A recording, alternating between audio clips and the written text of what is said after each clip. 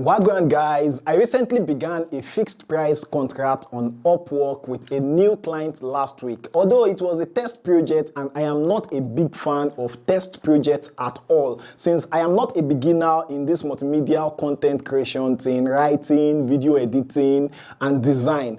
I opine that my portfolio, my experience and profile, or if it's a remote job CV, is actually sufficient to show most clients that I can get the job well done. So typically I charge a peppercorn rate for test projects. I agreed to a small rate for me to complete the sample project that this new Upwork client requested for. So after submitting the work, the client was pleased with the work and the client was ready to proceed with the project.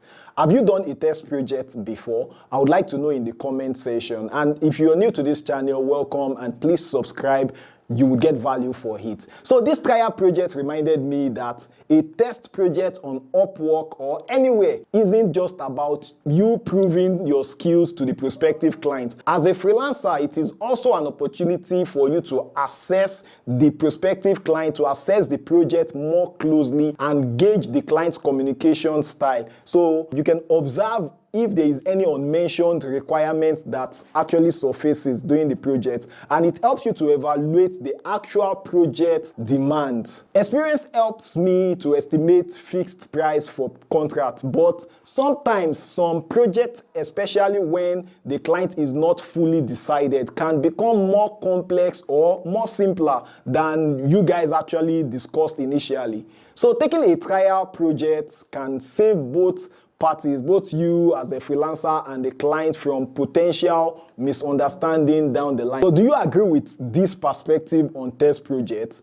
Drop a comment or share your experience in the comment section. I would like to see it. I respond typically to all comments I get on this channel. So in my case, the trial project actually showed me that the scope of the work was much broader than I anticipated. The client continued to share additional details and concise description of how they want specific parts of the project to look and feel. So each time they are adding a new layer of complexity on the project. So to deliver the level of sophistication that the client wanted, to deliver the level of excellence that the client wanted, I quickly realized that this project is going to take me 5 times more hours than I estimated. So seeing the intensity of the project, I actually got prompted to consider shifting from a fixed price contract to an hourly contract, which is what I actually proposed to the client. I discussed it with the client. Here is why I suggested to the client that we switch from the fixed price contract to an hourly contract.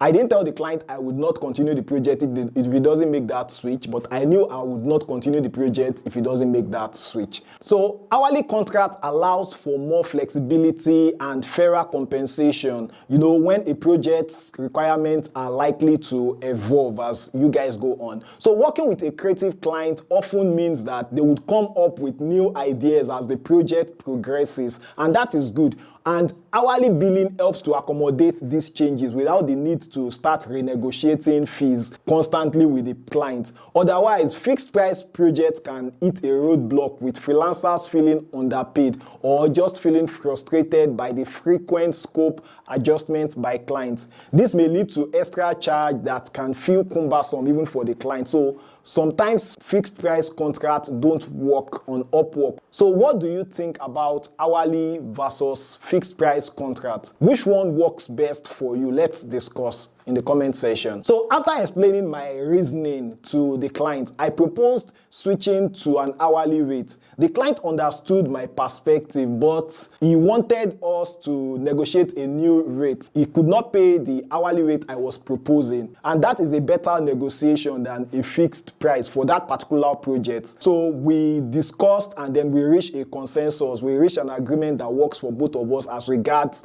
the hourly rate. So if you face similar situation, how did you handle them?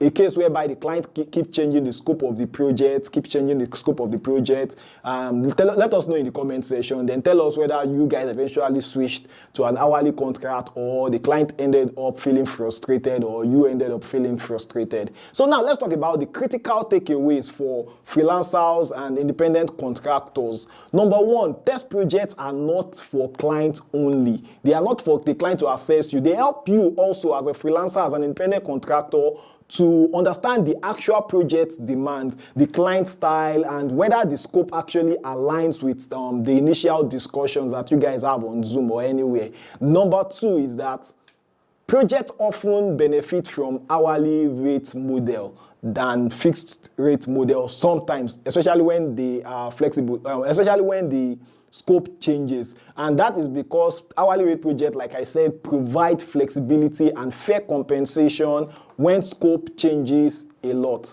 This setup helps maintain a good rapport and satisfaction for both you and your client. Number three, don't hesitate to renegotiate terms if the project scope changes. Clients often respect professionals, and when you are transparent, it's good that you communicate clearly, and this can actually prevent frustration later than you just keeping quiet and working on the fixed price, and then it gets to a point whereby you're thinking, oh, this project is just going to take me 2 hours. You have charged the client for something that looks like, okay, it should cover for 2 hours. Then you realize that on that same project, you guys are spending 2 weeks, and it's affecting your time that you're supposed to use to work on other projects or do other things. So let's talk about number four. If the client or the project evolve, consider drafting terms that allows for scope adjustment. And if you are running on fixed price projects, because I also do a lot of fixed price contracts too, sometimes you can add a clause, although not on Upwork. When it's not on Upwork, sometimes I tell client that, okay, you would have 2 revisions, or you would have 1 revision. So after 2 revisions, or the number of revisions that I specify, you might actually put a peppercorn rate that you charge for extra revisions. Fiverr already has that incorporated into their model. And sometimes it's not that you just want to charge the client extra. You just want to discourage the client from changing the scope of the project every time. Like the client start a project and say, okay, design a yellow rectangle. Then by the time you are done designing a yellow rectangle, the client gets to see his friend that has a purple cycle, and they're like, okay, can you make that the vertex of the rectangle, can you make it into a cycle? Can you make it an orange cycle? And now you have to start designing an orange cycle. And sometimes it takes a lot of time. Who pays for your own time? So sometimes you might need to add a clause in your pre-contract agreement that, okay, additional changes requires this amount, a peppercorn rate to discourage that. But then if the client is a creative client, I think you might want to persuade the client. If it's Upwork, I strongly recommend you just persuade the client that you guys do an hourly contract. So now let me ask you, what's your biggest takeaway from my story today? Let me know in the comment section, and you can also share your advice. So I just think I should share this with you guys so you don't get underpaid or for the fear of you overcharging. So please don't forget to hit the like button, and if you are not subscribed to this channel, please hit the subscribe button now. So check out this other video on how I got 3 projects on Upwork within a single day.